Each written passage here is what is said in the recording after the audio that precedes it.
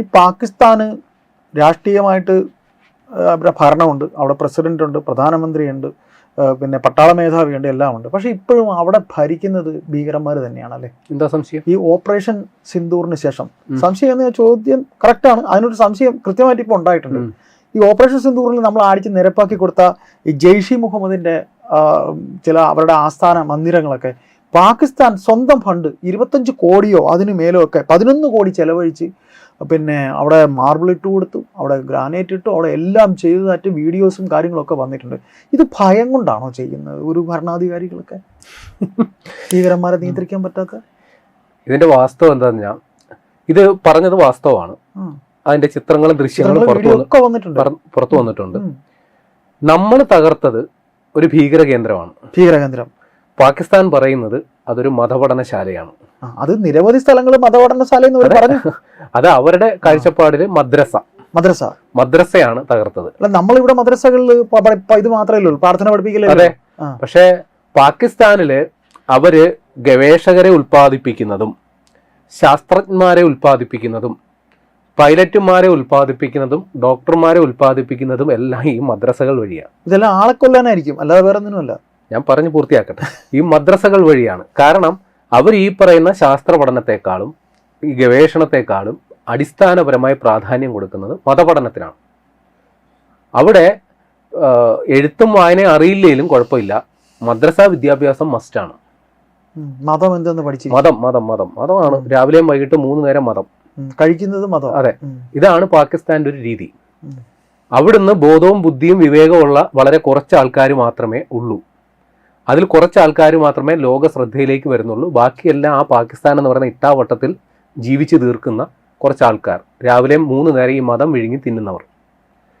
ഇവരെ സന്തോഷിപ്പിച്ച് നിർത്തുക എന്നുള്ളത് പാകിസ്ഥാൻ ഭരണകൂടത്തിന്റെ ബാധ്യതയും ഉത്തരവാദിത്തവും കടമയുമാണ്.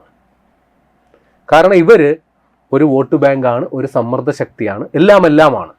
ഇവർ പറയുന്നതിനപ്പുറം ഭരണകൂടത്തിന് പ്രവർത്തിക്കാൻ അനുവാദമില്ല. പാകിസ്ഥാന്റെ ഹയറാർക്കി നോക്കുമ്പോൾ 3-ാം സ്ഥാനം മാത്രമേ ഉള്ളൂ അവിടുത്തെ ഭരണകൂടത്തിന്. ആദ്യത്തെ പ്രയോറിറ്റി അവിടുത്തെ സൈന്യത്തിനാണ്. ആ സൈന്യത്തിന് ഉത്തരവ് കൊടുക്കുന്ന രണ്ടാമത്തെ ഘട്ടത്തിലുള്ളത് അവിടുത്തെ ഇതേപോലുള്ള മതസംഘടനകളാണ്. 3-ാമത് മാത്രമേ വരുള്ളൂ ഭരണകൂടം. അതിൻ്റെയും താഴെ വരുമ്പോൾ അവിടുത്തെ പൊളിറ്റിക്കൽ പാർട്ടിയും ഭരണപക്ഷമായാലും പ്രതിപക്ഷമായാലും. ഇതാണ് അവിടുത്തെ ഒരു രീതി. ഇപ്പം നമ്മുടെ നാട്ടിൽ നോക്കുമ്പോൾ നമുക്കൊരു ഭരണകൂടമുണ്ട്, അതിൻ്റെ കീഴിൽ സൈന്യങ്ങളുണ്ട്, ഭരണാധികാരികളെ അനുസരിക്കുന്ന ഒരു മേഖലയുണ്ട്. ഇതിനൊക്കെ ഉപരിയായിട്ട് നമ്മുടെ രാജ്യത്ത് കോടതികളുണ്ട്. അതെ. പക്ഷെ പാകിസ്ഥാനിലെല്ലാം നേരെ തിരിച്ചാ. കോടതികൾക്കൊന്നും വലിയ റോളില്ല. അവിടുത്തെ ആരാണോ നിർദ്ദേശിക്കുന്നത്, സൈന്യം എന്താണോ ആഗ്രഹിക്കുന്നത് അതൊക്കെ നടപ്പിലാക്കി കൊടുക്കാൻ വേണ്ടിയിട്ടുള്ള ഒരു സെറ്റപ്പ് മാത്രമാണ്. ഈ മറ്റ് അനുബന്ധമായിട്ടുള്ളതല്ല.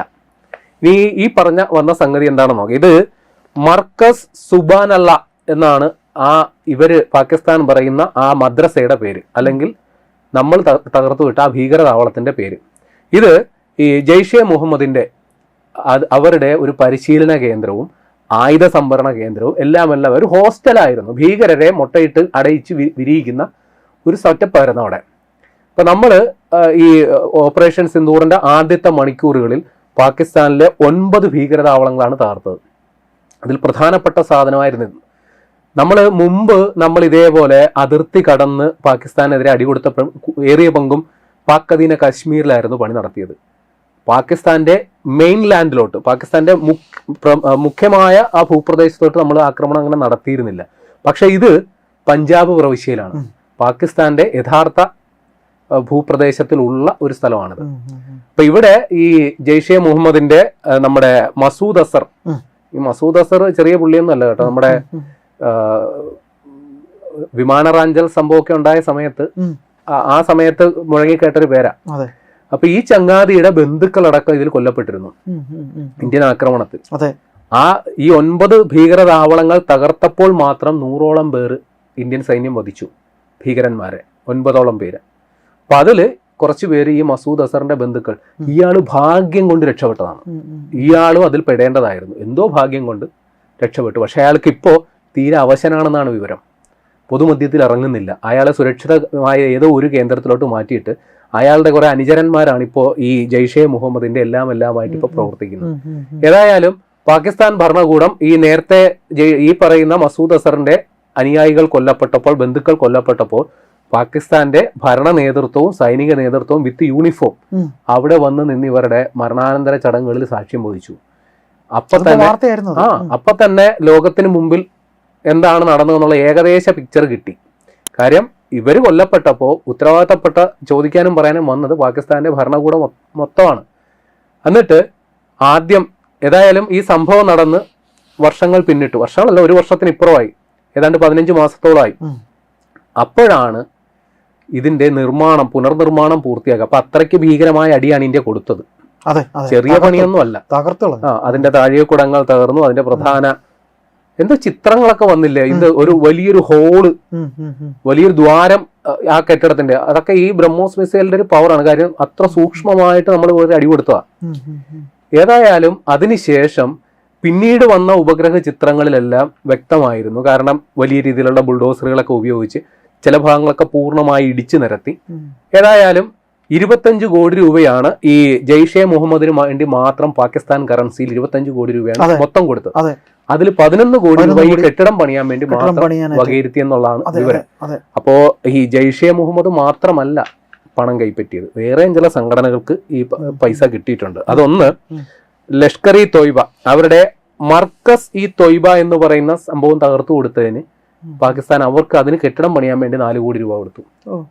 ആ സംഘടനയ്ക്ക് മാത്രം 15 കോടി രൂപ കൊടുത്തു, പാകിസ്ഥാൻ കറൻസിയിലാണ് കേട്ടോ. പിന്നെ ദ റെസിസ്റ്റൻസ് ഫ്രണ്ട് എന്നും പറഞ്ഞ് നമ്മുടെ ഈ പഹൽഗാമിൽ വന്ന് 27 പേരെ കൊന്നു തള്ളിയ ആ സംഘടനയുണ്ടല്ലോ, അവരുടെ ഒളിത്താവളങ്ങളും അവരുടെ ലോഞ്ച് പാടുകളൊക്കെ ഇന്ത്യ തച്ചു തകർത്തിരുന്നു. അപ്പൊ അവരെ പുനരുദ്ധരിക്കാൻ വേണ്ടിയിട്ട് പാകിസ്ഥാന്റെ രഹസ്യാന്വേഷണ ഏജൻസിയായ ISI ഇവർക്ക് കുറെ ധനസഹായം കൊടുത്തിട്ടുണ്ട്. മക്കളെ, നിങ്ങൾ വീണ്ടും റെഡിയായിട്ട് വാ, വീണ്ടും നമുക്ക് പണി തുടങ്ങണം എന്ന് പറഞ്ഞുകൊണ്ട്.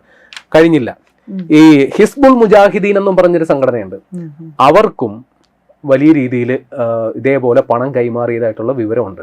അപ്പൊ നമ്മൾ നോക്കുമ്പോൾ പാകിസ്ഥാന്റെ കണ്ണില് ഇതെല്ലാം അവരുടെ എന്താ പറയുക, ഇന്ത്യക്കെതിരെ പോരാടുന്ന പ്രസ്ഥാനങ്ങൾ എന്ന് പറഞ്ഞാൽ അവരുടെ കാഴ്ചപ്പാടിൽ ഇവർ വലിയ വിപ്ലവകാരികളാണ്. അപ്പൊ അവർക്ക് ധനസഹായം കൊടുക്കുക പാകിസ്ഥാന്റെ കാഴ്ചപ്പാടിൽ മഹത്തായ കാര്യവും ലോകത്തിന് മുന്നിൽ വലിയ അപരാധവുമാണ്. കാര്യം ഈ സംഘടനകളെല്ലാം ലോകത്തിന് മുന്നിൽ ഭീകര പ്രസ്ഥാനങ്ങളാണ്, തീവ്രവാദ പ്രസ്ഥാനങ്ങളാണ്, നിരോധിത സംഘടനയാണ്.